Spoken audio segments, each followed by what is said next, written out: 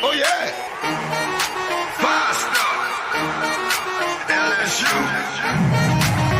I said, they ain't ready for the LSU. No, they ain't ready for the LSU, huh?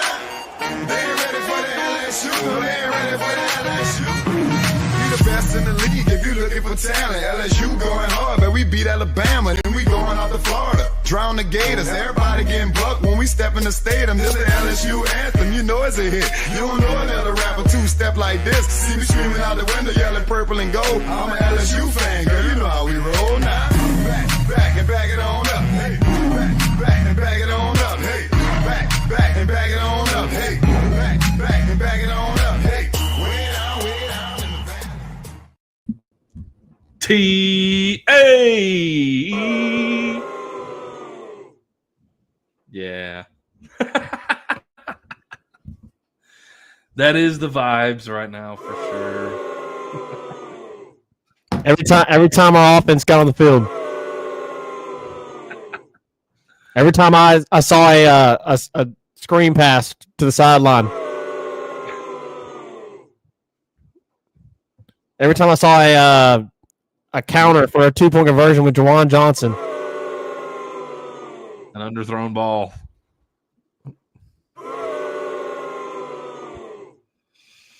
All right. Well, crap. Is there like a vomiting sound reaction? Like a that's what I really need on here. That's what we really need. Hey, win, lose, or draw, we're here, and we're going to discuss it, whether you like it or not. These are the vibes right now.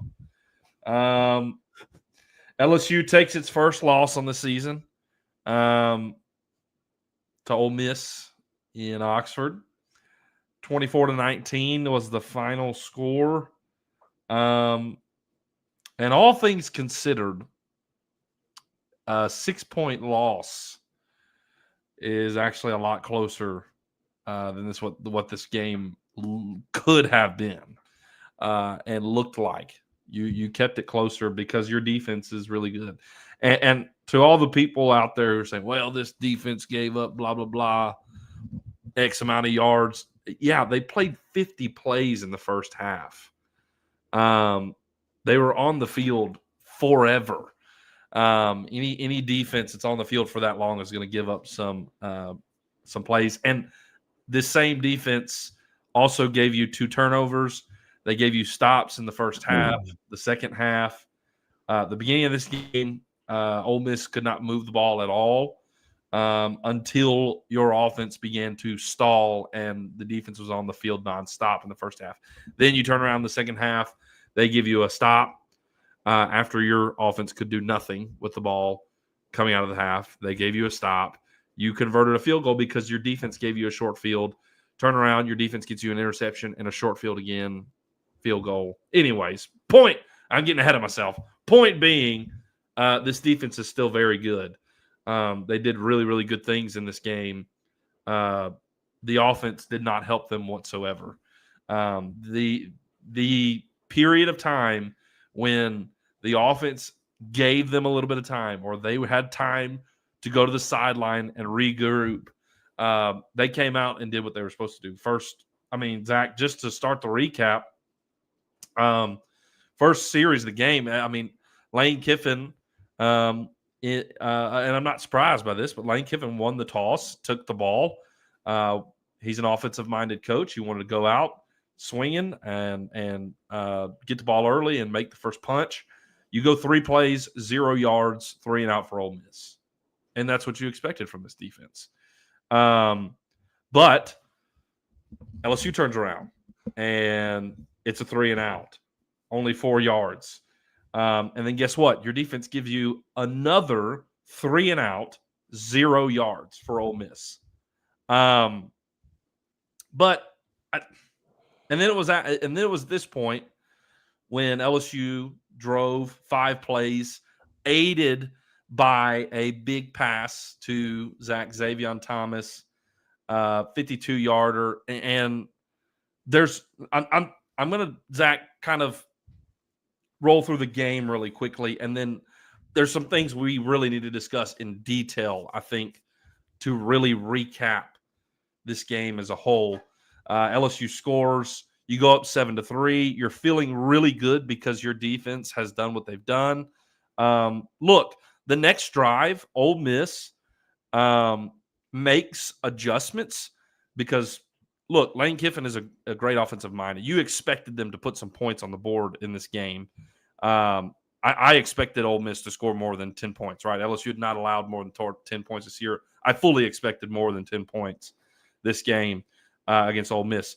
But a very un-Ole Miss drive, normally high-flying, speed, fast, 18 plays, longest drive under Lane Kiffin his entire era. 18 plays, 83 yards, 7.5 minutes, Zach, off the clock. Ole Miss gets a field goal out of it. So even though they drive that much, play that many plays, take that much clock off, your defense still holds, bend, don't break, to a field goal. Well, you turn around and you feel like the next drive, LSU's about to take control of the game. You like the trend. You've got 2 3-and-outs. Your offense has gone and scored. You held them to a field goal, right? They made some adjustments. You held them to a field goal. Now you're in the second quarter. You have the ball, and you're driving. And now you're in their territory. And, Zach, this is where things took a turn for the worst. It was at this moment. I would say LSU won the first half. I meant the first quarter, and then after that, it was downhill from there.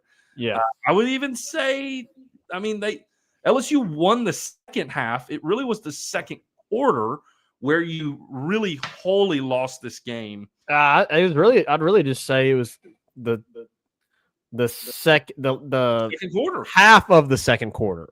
I mean, the first like 7-8 minutes of the second quarter, you looked pretty good too. Yeah, because you had a in the second quarter you had interception.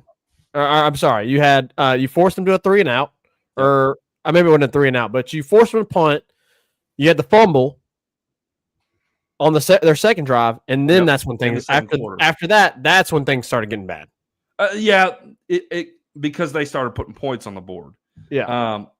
But like even the interception, it was bad, but you were still leading. Like you were still winning at that point. Right. But this is when I'm saying like the misfortune began to happen for you. Yeah. And it was at this point your offense began to stall after this interception, right? Yep. Because leading up to it, you're going, okay, it's 7-3. You're driving. You're in their territory. You're in field goal range. Yep. And you're thinking, okay, we're at least about to go up 10-3 here. And I don't know, Zach. Underthrown ball, forced ball, I don't know. But clearly thrown into coverage. If you watch the film on it, Xavier Thomas was wide stinking over the top. I don't know if he was trying to get it over to him, or if he was going to, was it Marion Brown? Marion Brown was closer to the coverage, yes. I don't know if he was trying to get it to Marion Brown, or if he was trying to go over the top to Xavier. Regardless, the ball didn't make it to either of them. Well, the DB did have to backpedal and jump high to go and high point the ball to go get it. So maybe it was intended for Xavier, but I have to go watch the all 22 again. Right. Yeah. And so the interception happens. You didn't love the look. I mean, it was you had Bauer Sharp wide, stinking open underneath, and you could have played it safe and dumped it to him and got you about 8 to 10 yards. Instead, he took the shot. 3 defenders were back there. It wasn't a great pass, and it gets intercepted. And this is where things start to hurt. But your defense still, okay, for all of you Ole Miss fans that want to bash LSU's defense, your first quarter was punt, field goal. Second quarter, punt after our interception. Your defense does not allow Ole Miss to capitalize off the interception. They punt. LSU turns around, and this is when the offense really begins to hurt the defense, right? Only a minute and a half, 3 plays, 5 yards. We're off the field. Ole Miss is back on the field, and they start swinging punches. But guess what? Your defense responds, and although Caden Lee's about to go into the end zone, A.J. Halsey, who's been just phenomenal all year, Zach, was your best defensive player in this game, according to Pro Football Focus. A.J. Halsey punches the ball out, makes a play. I don't care if they were about to score. Your defense made a play. That's what their job is to do, and he did it. He made the play, punched the ball out, and you get a turnover. So there's your first turnover. You've evened the turnover margin back, right? Because you want to win the turnover battle. You even it out. Your defense gets you a turnover. What does your offense do? 3 plays, 0 yards, a minute off the clock. And your defense is right back on the field. Yep. Right back on the field. And they've been working their tails off because at this point in the game, Ole Miss still only has 3 points on the board. And this is where they start clicking. They go 5 plays, 70 yards, minute 40, a very Lane Kiffin type drive, and score a touchdown. Guess what your offense turns around and does? 4 plays, and you punt the ball. Punt the ball. Your defense shortly back on the field again. And this is a drive where I think, again, your defense is worn out, but you do tip the cap a little bit. It was a great drive. It was masterclass from Lane Kiffin, like he always has with his offenses. 9 plays, 69 yards, 2-minute offense, scoring in the final seconds of the first half. And that, Zach, that is really, I mean, I know there were other things that happened in the second half, but in my opinion, the way the first half ended is where you lost the ball game. Where you ended the first half and began the second half is where you lost this ball game, because your defense was great. Your offense never helped you, but your defense was standing strong, right? Well, you didn't help your defense at all. They get punched a couple times after getting wore out. Then you come out, they're rested. You have an opportunity to go make this a 1-score game. What does your offense do? 5 plays, 15 yards, punt the ball. The offense could not get going for the life of it, and we'll talk about that here in a second. But guess what your defense does? They get you a stop. 6 plays, and Ole Miss has to punt the ball.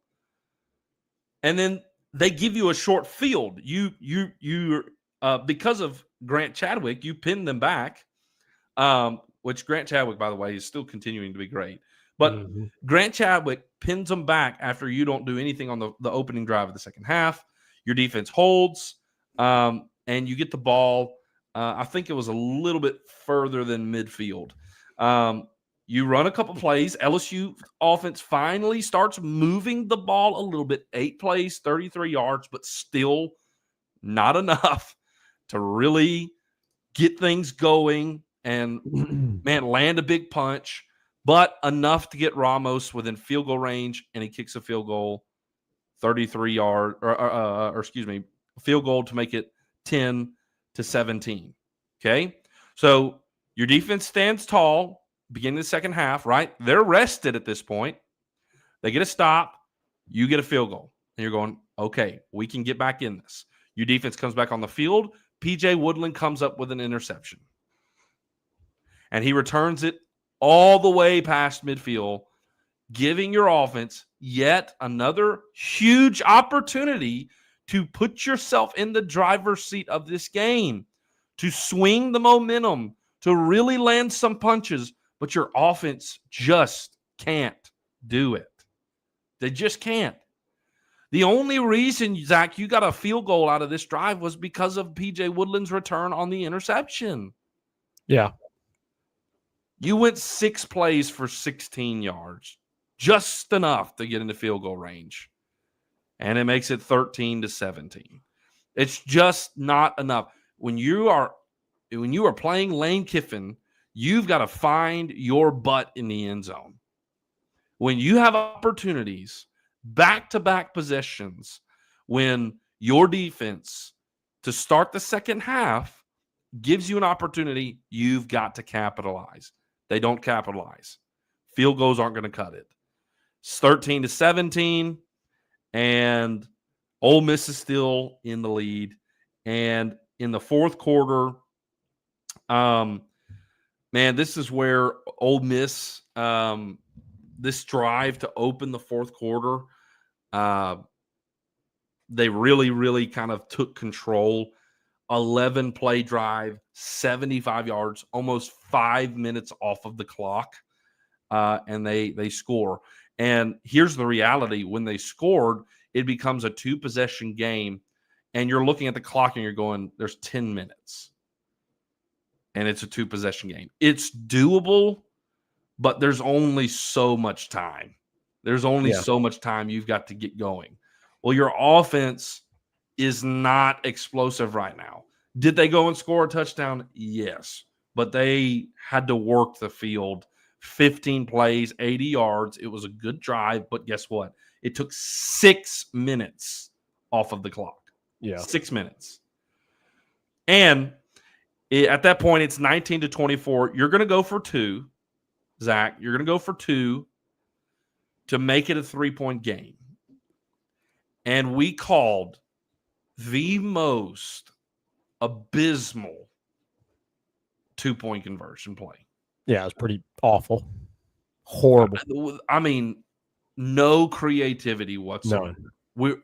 We're going to bring Juwan Johnson in motion, pistol set, snap the ball, hand it off to him. That's all we got. That's all we got. I mean, I guess they were trying maybe a little bit of an element of surprise because you could not run the ball the entire game, but what made you think you were going to do it in that moment? Yeah. Almost in the backfield like in 0.0 seconds. On him. Yeah. It was pretty bad. It was a horrible, horrible 2-point conversion. And at that point, you're looking at the clock and you're going, good grief. Oh, and let's not forget, you had to waste a precious timeout because of not getting the play in, not making the snap, whatever it was at the line. Garrett had to turn and call the second timeout of the half, and you're only left with 1 timeout. And you're just thinking, they're going to burn a lot of clock here, and it's just going to be tight. And that's exactly what they did. But the reality was they burned all of it. I mean, at this point in the game, your defense is giving you their everything. I even think Weeks had gone out at this point. Something happened with his leg, whatever. Your defense had given you your everything, though. They had given you everything. And Ole Miss just did what they needed to do in order to put this game away. Obviously, there was the huge moment when Trinidad Chambliss ran out of bounds on 3rd down. He kind of saved LSU's tail because we didn't have any timeouts. He ran out of bounds, and you're thinking, okay, maybe he just opened the door for you. But Lane Kiffin does what Lane Kiffin does. It's 4th and 3. They're in our territory. Do we kick a field goal and go up 8 and give them a shot, or do we put the nail in the coffin right here? And Lane Kiffin is just an amazing play caller, and he schemed it up. Tight end was wide, stinking open. They dumped it off to him. He took a knee, and the ball game was over. I mean, to look at the defense and go, oh, y'all gave up X amount of yards. I just think that's unfair. I just think it's totally unfair because your defense, this defense, gave LSU every opportunity to win this game. Yeah. They gave you an opportunity to start the game in control. You could have took this game by control in the beginning. You got punched in the mouth. You were down a little bit, and guess what? In the second half, they gave you an opportunity to get back into it, and you didn't take it. Your offense never responded to what the defense gave them whatsoever, and it's just frustrating. And I'll say this, Zach. As much as I'm going to defend the LSU defense, I will also tip the cap to Trinidad Chambliss. The dude is good. On the opening drive of the fourth quarter when they went and scored, remember there was the 3rd and 14 play, and you're thinking, man, if we can get a stop here, this would be huge because there would have been a lot more time on the clock to go and score a touchdown and make it a one-possession game. Then there would have been a ton more clock. You would have definitely, if you would have stopped them there, you would have definitely got another possession with an opportunity to go take the lead. Near the end of the fourth quarter. But look, you ran I can't remember the dude's name. Was it Wallace or whatever? Anyways, their receiver, he ran a dig, and you're running cover 2. There was guys there to make the play. Like, the coverage was there to make the play. And Zach, I'll say, and this is why I'm tipping the cap, but the window, Zach, that Trinidad Chambliss threw that ball into to pick up this first down on 3rd and 14 was a tight window. It was an anticipation throw. You think back to the Ole Miss game of LSU and Aaron Anderson. That's kind of what he did with this throw. He threw him open, and it was a great throw. And so you tip your cap. There were moments like that. I will also say, I'm trying to remember. I think it was their first touchdown drive. You spotted them 50 yards. Yeah, he pretty much gave them a touchdown. You spotted them 50 yards in penalties on one drive. 30 of it coming on pass interference. That was the one moment where I would say, okay, this was on the defense here, was their first touchdown. You spotted them like half of the field in penalties. So that's your kind of game rundown. But Zach, obviously there's much more to discuss. And that's like the detailed issues of the offense, the questions that everybody are asking. And I want to hear, I know I kind of ran through the recap, so I'm going to get over to you on your thoughts on these things. Number 1, the offensive line. Number 2, the run game. And also Garrett Nussmeier just not seeming like himself. Is it injury? Is it Joe Salone's play calling? What are your thoughts, Zach, coming off of Saturday from all of these things? What is the issue? What are we seeing here? I think it's a combination of all those things. I don't think you could, if you were going to just nail it down to one specific thing, I think it would be the offensive line. You have to also consider you were down 2 of your starting offensive linemen. Weston Davis was out from the very beginning of the game. Is that an injury? Is that the coaching staff just nicely trying to put a new starter in there? I don't know. Either way, we were told that he was injured. You got a new guy in there, which I thought Carius Kern did really good, by the way. I thought he held his own and graded out pretty decently as far as pass protection. Not in run blocking. Nobody has graded out well in run blocking all season. But in pass pro, Carius Kern graded out pretty well. And then you also had Paul Mabinga went down, and so you had to have Cohen Eccles come in, and Cohen Eccles graded well in pass pro, but really bad in run blocking. So, you did have 2 new guys that were on the offensive line, on an offensive line that's already struggling and already having a really difficult season as far as getting it together and gelling well and working together as one unit.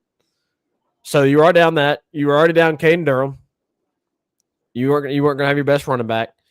Yeah. You still have Trez Green dealing with an injury. Aaron Anderson went down early in the game because Garrett Nussmeier was inaccurate, like he was all game, and he was wide open in the middle of the field, and he sailed a ball over him. He went up to go try to get it, and DB came in, clocked him, and there goes Aaron Anderson. So you're down your best wide receiver, you're down your best running back, you're down 2 your starting offensive lineman.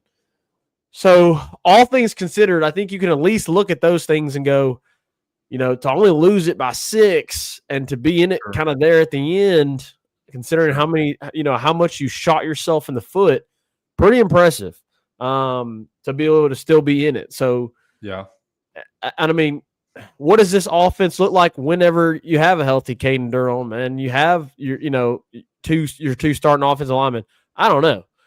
We will never know what it would have looked like in this specific game. How does it look like in the future? That's the question. Is it play calling? Yeah, I think so. I mean, you look at that 2-point conversion, awful play call, awful design. And yeah, you had some success in the screen game. Like you had some decent now screens. Yeah, but then there was other times like it just didn't. You weren't able to execute it. You weren't able to execute it.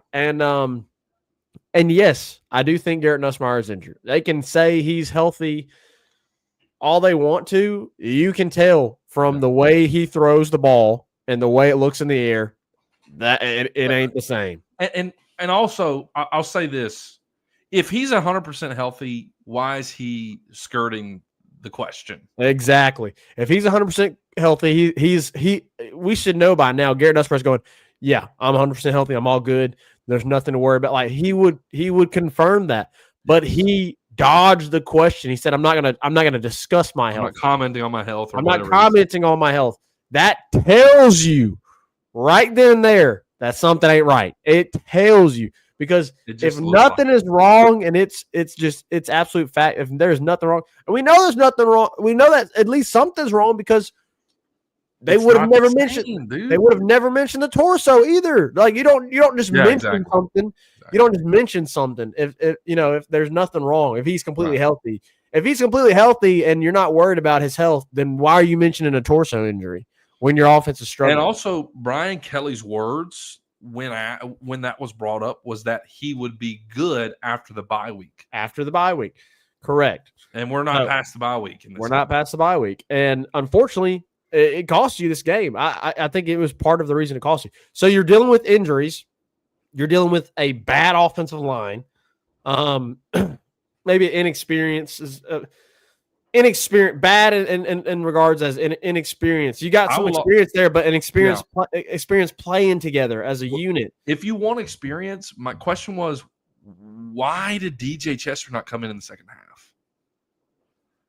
He looked good. He looked good whenever he played. He played against Southeastern. I get it. Southeastern. I don't think he played at all. He didn't play at all. I don't remember. I don't know if he did. Owen Eccles played at left guard, and Carius Kern came at right tackle. That's what I fully expected Kern to come out. Not that he was bad, but let him get the reps. Or you put now DJ in available at left guard. Either way. Yeah, I didn't understand that decision either. I just didn't. He was available for the second half. Why was he not playing? Reagan, another thing that I'll say is frustrating is that was frustrating this game is you just didn't really even attempt to get the running game going. Like you didn't really attempt it. You ran it 21 times, but you didn't really try. Like they got 3 people They got 3 people in the line of scrimmage. You got 5. In total in the game, you had a whopping 59 rushing yards. Horrible. Horrendous. Number one. Number two, Zach, in the first half, your running backs attempted a total, 2 rushing attempts. That's inexcusable. Horrible. That's inexcusable. That's so bad. Brian Kelly has to take over the offense. I'm just being honest. Because let me tell you something, Reagan. Joe Sloan is not cutting it right now. He's not. And I'll be honest with you, Reagan. If he doesn't figure it out figure it out by South Carolina, and get things turned around very quickly, I promise you, Reagan, LSU loses 2 to 3 more games this season, he's gone. He is gone. It's unfortunate because if you continue to perform like this, everybody's going to call for his head, and it's going to be so overwhelming that they can't disregard it. A season like this with this roster, if you continue to play like this, you're. I mean, if you play like you just played offensively, you're going to lose to Vanderbilt at Vanderbilt. You're going to lose to Bama at Bama. You're going to lose to Oklahoma at Oklahoma, and you're probably going to lose to A&M at home. I mean, just it's that bad. It's like that. It's bad. It's really bad. I think, Zach, I think there needs to be a wholesale change in the run game's identity. Wholesale changes. You have 2 weeks to do it.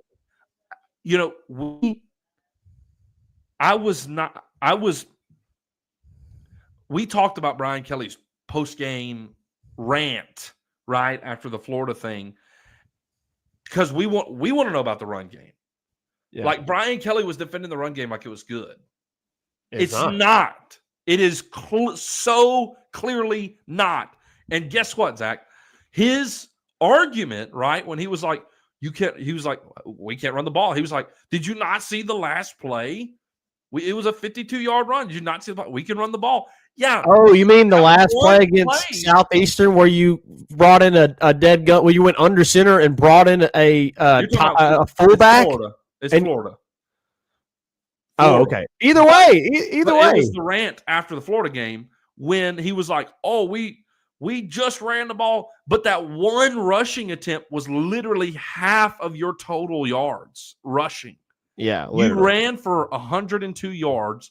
The run Caden Durham had was 51 yards. It was literally half of your rushing yards, and that was successful. Why have we not seen that again? If that was a successful scheme, that is literally the only time this entire season we've seen it. The only time you saw a fullback like Jack Pyburn, Bauer Sharp line up like you got 2 fullbacks back there. Well, maybe like a fullback and a tight end, and ran it like that, and it was a 51-yard game. You've done it one time. Why are you not still doing that? So what if it looks old school? If it works, it works. If you can get the freaking run game going, freaking use it. Like, there needs to be wholesale change. If you've got to line up in I formation and run the ball, you got to stink and do it. Like the run game right now is abysmal. You have got to have a wholesale change, identity change to this run game. It needs to look completely different. Completely different. There's got to be a total overhaul of what they're doing right now. Like Alex Atkins was brought in to be like the passing game or run game coordinator. Where are you at? What are you doing? This was literally the reason you were brought in. What are you doing? I think Alex Atkins should be questioned too. That's your title. Run game coordinator, and it looks the same as much as it did the last few years. It's vanilla. There's no real creativity to get the run game going. None. And the offensive line, to our point, Zach, the offensive line does not help either. They don't help either. No. If you want to look at some positive, Xavier Thomas continues to look really good. I thought he looked the best outside of whenever Harlan Berry came in. I thought he looked the best running the football. I thought he was the best running back. I know he didn't have a lot of yards. I know that he did not average a lot of. His average wasn't great as far as per attempt, but he looked the best. He also was your best receiver, 63 yards on 3 catches. And obviously, Thomas has been a pleasant surprise to me this year. And he bailed out Nussmeier. Yes. Nussmeier on the 50-yarder. It was a bad ball. It was an underthrown ball again. It was an underthrown ball.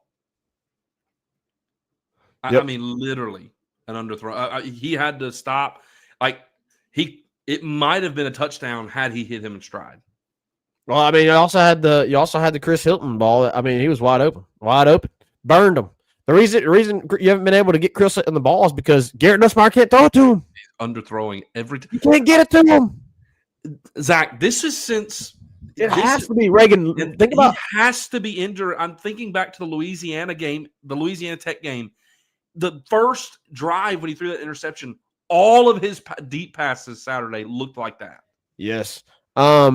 And you think about like how accurate he looked like. Yes. Like you remember there was videos of him, like was it the Manning Passing Academy where he's like yes throwing it into the basketball goal? Yes. Like where is it? Where is the accuracy? He's got to be injured. I just can't believe he's healthy. I cannot believe it. No, he's like not. I refuse. If he is, he answers the question. If he is, he answers the question. I refuse to believe that. Last year, we never were like, man, he's underthrowing it a lot. Never. Nobody has ever said that about Garrett Nussmeier ever. I mean, if anything, we're like, golly, take some air out of it, right? Like, yeah. Normally he's nailing dudes like breadbasket. Like there just has to be something wrong. This doesn't just suddenly happen. I mean, Reagan, it's like you asking me the question, Zach, is your hat white? And I'm gonna say, well, I'm not gonna address the I'm not gonna address the color of my hat. I'm just not gonna talk about that. But clearly you can see it. Like it's white, right? So like clearly you can see that Nussmeier, there's something wrong. There's something wrong. Is it mechanical? Well, I mean, I don't believe that you just lose your mechanics over a summer, like, I just don't believe that, right? So you don't lose your mechanics. You don't lose how hard you can throw the ball or how far you can throw the ball. You don't lose that, right? And anyway. Jesse's making a good point in there. I mean, yes, he is getting more pressure too. Not only does it seem like he's injured and he's underthrowing the ball all the time. He is getting more pressure. And Zach, to that point, I mean, maybe he's rushing things because he knows he doesn't have the time. Maybe that's a part of it. I think, again, all the things we discussed, the offensive line, the scheme, Garrett Nussmeier, torso injury, all of it. Just to Jesse's point, getting pressure more. I think all of it, every single bit of it plays a factor because this offense was good last year. They were good. They were good last year. And you have the weapons. You have the weapons. You got the weapons. The problem is, Reagan, you don't have the offensive line. You just don't. I mean, Zach, it was infuriating to watch them drop 8 in coverage and still get pressure after Nuss. That's bad. I was enraged. That is bad. It's bad. Very bad. And Jesse, I know you're in here and I know you're listening. Okay. I know you're in here. I know you're listening. And look, I'm not trying to like poop on Ole Miss. But like the Ole Miss defense is not as good as they were last year. Not even remotely close. They might have one NFL player on that defense in Suntarian Perkins. Like maybe Deshaun Womack becomes that. Maybe Franklin out of Lake Cormorant becomes that. Right now, no. Like that defense is incredibly under talented, like the personnel from last year, this year. Like last year, there's NFL dudes all over Ole Miss's defense. You don't have that this year. Like Arkansas gashed Ole Miss on their own field. I mean, put up 500 yards. Regardless of if it was, it happened only in the first half. It happened. It still happened. It still happened. 500 yards of offense on that Ole Miss in their stadium. Zach, Arkansas put up 13 points and got absolutely dog walked by Notre Dame on Saturday. R.I.P. Like, absolutely dog walked. Yeah. Their offense was inept against Notre Dame. Okay, so I don't I don't.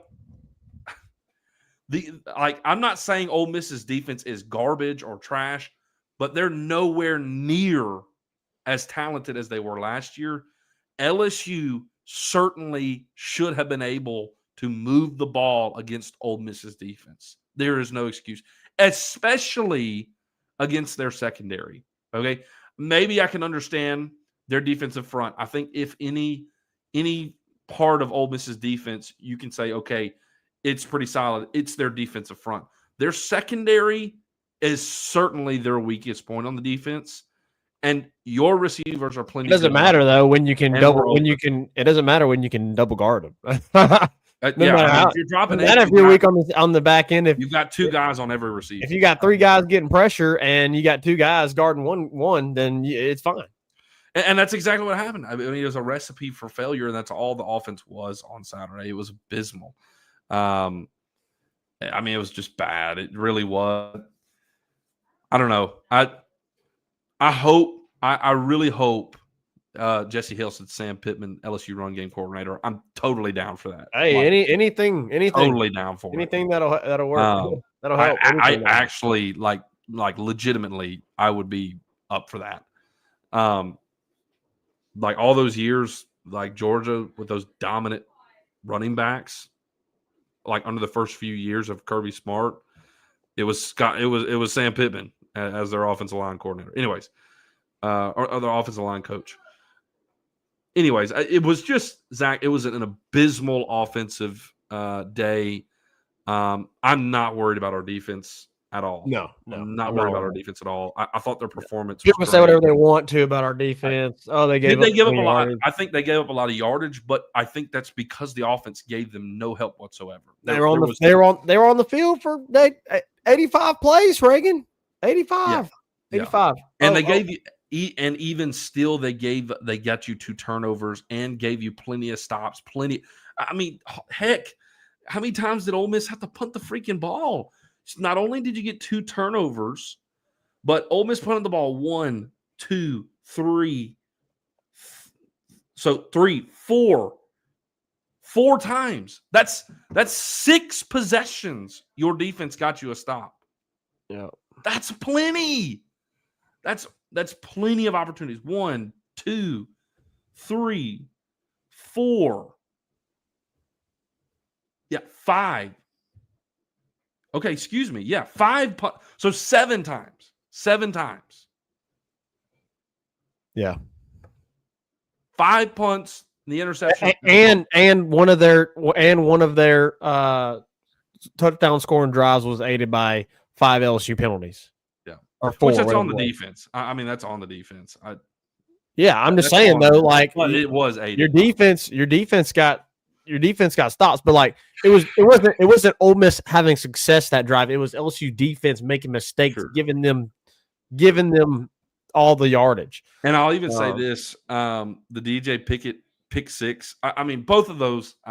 I mean, I don't know how you feel, Zach, but I thought both were obvious pass interference. Yeah, I agree with the calls. I didn't disagree. I didn't think the pass interference was necessary for Pickett. No, absolutely not. The ball was thrown behind the receiver, and Pickett was the only one who saw it. The receiver was looking the other way, was turned around, and the ball was thrown behind him. And Pickett, just seeing it, grabbed his shoulder and yanked him out of the way to make the interception. I didn't think it was necessary. It was necessary. No, just jump to the ball. But that's what he did. I mean, he did pull him, so it was pass interference. Either way, I'm not worried about the defense. You know, people can say, well, they gave up X amount of yards. I don't think that's adding enough context to what the game was. Context matters, right, Zach? When you're studying scripture, context matters. Context matters in a game too. It just does. And when you're on the field for 50 freaking plays in the first half, yeah, you're going to give up a couple touchdowns. Yeah. But when your defense gets you stops on 7 possessions, you probably should win the game. Yep. Zach, we're 47 minutes in, and I will wrap it up on this. Okay, we've talked about all the stuff. Yeah, we gotta get some comments. We got a lot of Ole comments. Miss lost the turnover margin. It was 2-1 LSU. Ole Miss committed over 100 yards of penalties. 14. They doubled you in penalties. And your defense got you 7 stops in this game. Yep. You won the turnover margin. Ole Miss committed 100 yards of penalties, and you got 7 stops. But LSU, you were outgained. But you were outgained by almost 120 yards. I mean, this was what does that tell me? It was totally and entirely on the offense. Yep. Entirely on the offense. Yep. 100%. Anyways. We gotta get to some comments. That being said, we'll get to some comments real quick, and then we'll probably hit a quick break. Noah's in here. He said, "Hey guys, how are y'all doing? Good to see you, Noah." Yeah, appreciate you being here, Noah. He said, "To be honest, I think this was the first game the LSU has seen an actual team this year. I mean, yeah, if you want to, take away Clemson, which a lot of people are at this point, reasonably so. I mean, reasonably so. Yeah, they haven't looked good." He said, "Do we have an update on Caden Durham? He should be good to go by South Carolina. Yeah. We'll see. We didn't have Brian Kelly, of course, because it's the bye week. Didn't give a presser on Monday. I'm so mad. You will hear from him tomorrow, supposedly, though. Yeah, we will hear from him tomorrow. I hope he gets a lot of questions. Yep. Tuning in. Doug Knows says heads should roll simply for that 2-point conversion play call. Yep, man. We discussed our frustration with that earlier in the show. He also said if BK doesn't have a play sheet in his hand the next game, he should fire himself. Don't necessarily disagree. Yeah, that was funny. Let's see what else do we got in here. Ryan says that this game almost put me back in the hospital. Yeah, I wanted to go to the hospital after that game. Brutal. Another downside is I showed up at mom and dad's and there's Ole Miss fans there that I had to endure it with. Yeah, it was rough. Ryan said, "I'm tired of BK gaslighting us like a politician. Yes. Don't believe my lying eyes." The coach speak is getting unbearable. Yeah, it's a little rough. Jesse said Sage Ryan was holding it down, boy. Hey, Reagan, you didn't, at the very least, you didn't lose your bet. Yeah, I didn't have to. I ain't got to buy Jesse a steak. That was not very in question. He was never getting it. Ryan said if Ole Miss had their D-line from last year, that LSU might not have scored at all, and Nuss might have been carried away on a stretcher. Probably so. Yes. LSU gave it 1 touchdown in the second half while being gassed. Yeah, that's true. They only gave it 1 touchdown. You won the second half. You won the second half. Yeah. You only give it 1 touchdown in the second half. But you outscored them in the second half. Yeah. You outscored them in the second half. That's defense being good. The defense was great. Jesse Hale, is BK's seat warm at all? No, unfortunately not.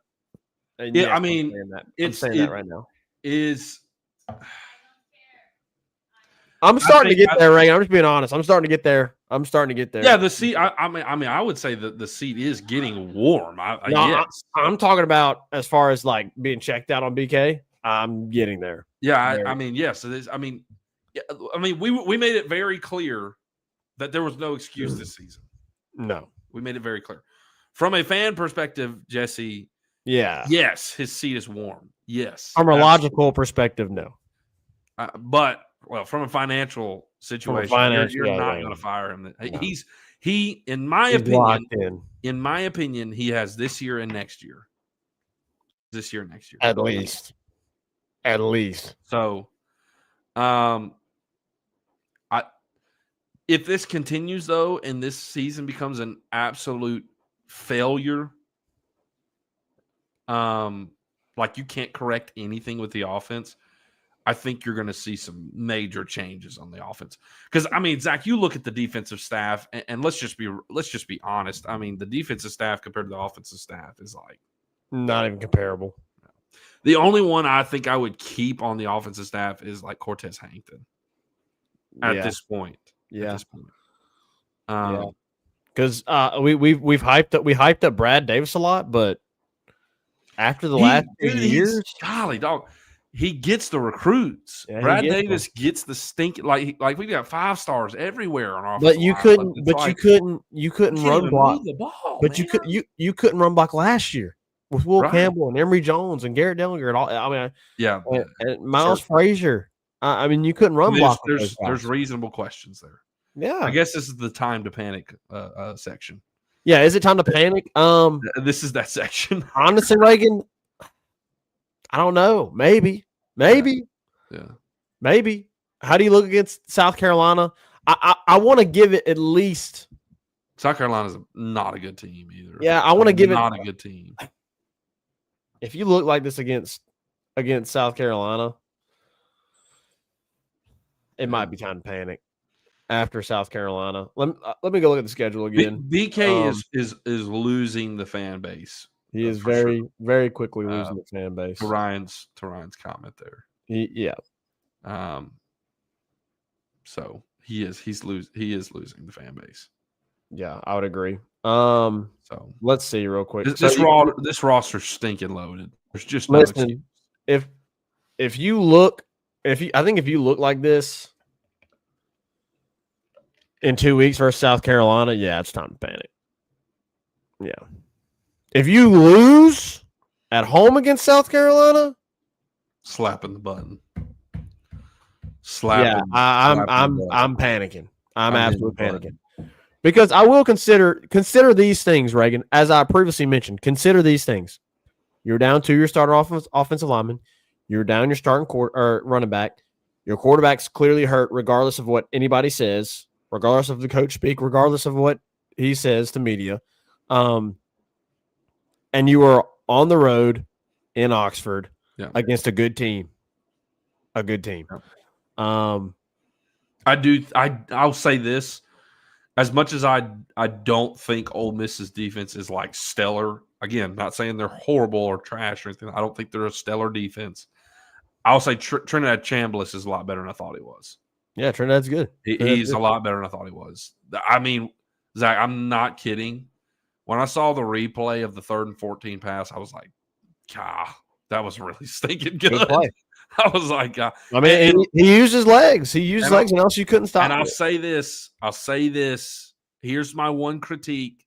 Like Blake Baker, he did it against Clemson. Why did we not do it against Ole Miss? If you are going, if you're going to do what you're going to do with the defensive tackle, you need to spy. You have to spy if you're going to keep putting the defensive tackle on a 3 technique and over pursuing you.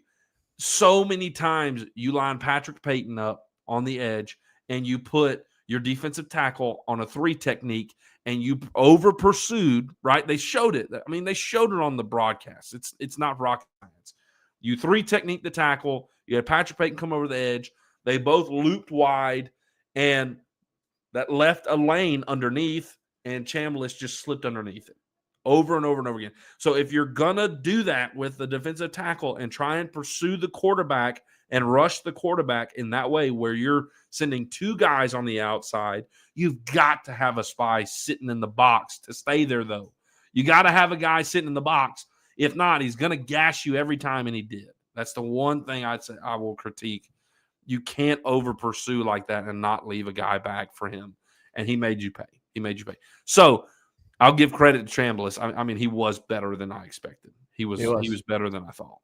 Noah said was Witt sick though. I mean, we did see the viral video of him, puking. I think that might just be it happens. Guys puke on the football field. It just happens. I don't know if that's necessarily him being sick. I don't know. All right, Zach. With that being said, we need to hit a quick break, and then we'll come back and wrap it up right after this. 5-Star Hero, your intro and outro music for the Tigers Avenue show. They ain't ready for that LSU. Go check out all his other music on all the major platforms. Don't forget to follow him on Instagram at Saints Anthem and at Twitter at OneNationDoty. Don't forget to check out his Facebook page for all his Saints and LSU merchandise. Can't get any better than Sarah Klein Stevens, attorney at law. Her firm focuses on the needs of the elderly and maintaining their dignity throughout the process. Here for you, here for your family. Sarah Klein Stevens, attorney at law.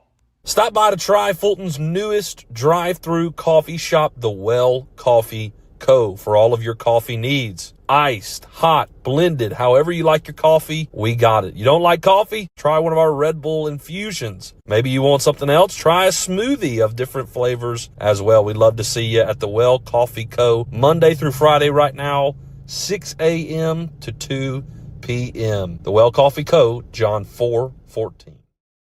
Right back at it here in the Tigers Avenue show. Wrap things up on the bye week blues. Man, I'm going to tell you what, Zach. The segment may be bye week blues, but dadgummit, we need a bye week. I don't know. After a loss, I'm ready to get back out there and yeah. They do need. We need to get healthy. We need to get healthy. We got to get healthy. We do. Caden Durham's banged up. Tradez is banged up. Wes Weeks is banged up. Offensive line is banged up. Maybe Whit Weeks is banged up now. Maybe. I don't know. I mean, he was banged up. He was banged up, Yes, he hurt his leg and went off. I mean, I hope to goodness he's okay. He was walking around afterwards, but we'll see. I think that'll be asked tomorrow. We'll get some updates tomorrow from BK. But man, we do need the bye week, but this week stinks, Zach. There's like 7 SEC teams on bye week this week. Yeah. It's just kind of a natural spot for a bye week, and so I understand that, but it's kind of a ho-hum weekend for college football. This past weekend, you got all the big ones, right? You had Ole Miss, LSU, you had Alabama, Georgia, you had State, Tennessee. Which, by the way, how about State, man? Yeah, they lost played really good. Golly dog, I'm telling you, Jeff Levy got them boys going. Hey, I'm gonna tell you right now, Zach. When they hired Levy, number one, I like the hire. Number two, he already seems like he's got them trending in the right direction. But their backup quarterback, Zach, his name is Camario Taylor. Dude's going to be something.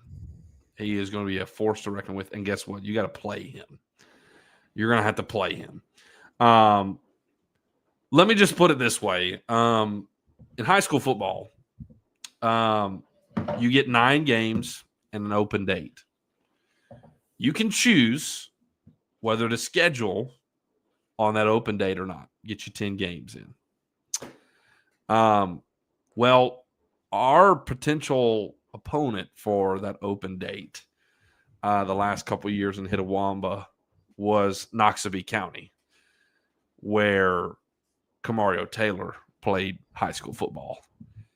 Oh, okay. And the last couple of times we said, hey, we'll take our bye week. We'll take our bye week. Appreciate you guys. Love you. But we're going to take our bye week. Telling you. Camario Taylor, yeah. We were like, hey, y'all got that. We good. We'll take the bye week. So, hey, for real, Jeff Levy with Camario Taylor, I'm telling you. I actually kind of like State, and I mean, honestly, if it wasn't LSU, probably it would be either State or Arkansas. That's probably who we cheer for. Yeah. And Zach, honestly, like there's times when I'm like, man, I just wish I was a State fan. Zero expectation. Zero expectations, baby. Because when you have expectation and things like this happen, you're like, God. So, anyways. But I was proud of the Bulldogs this past weekend. Proud of them. Yeah, they look good, man. Georgia, Alabama was good. If you are a Mississippi State fan, you should be happy with how that game played out. Yeah, for sure. Absolutely. Sure. I can't tell you how many people in the office were talking about how they expected to get blown out by Tennessee. Yeah. Alabama, Georgia was a good game, but Alabama won it in Sanford. And so now you're looking at the game going, God, it's not going to be easy. SEC's wide open. Ole Miss is probably the front runner now. I think they're the favorite. Yeah. I mean, let's hope at the end of this,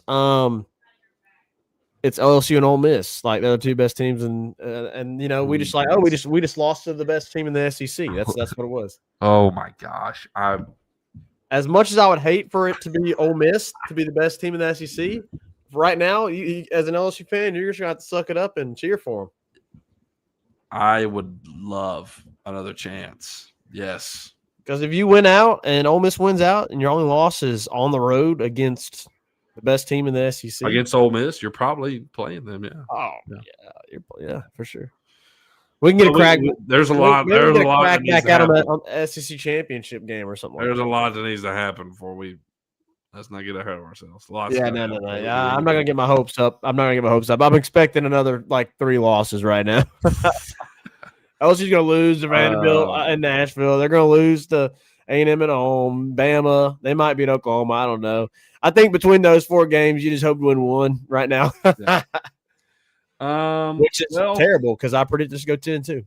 But I will say, I predict this to go 10-2 with loss to Clemson and Bama or Ole Miss. Yeah, we both said it would be one or the other, Ole Miss or Bama. So maybe it ends up maybe you still end up with 2 losses, but it's like Bama and Ole Miss or Oklahoma, Ole Miss. Oklahoma, Ole Miss, something like that. Yep.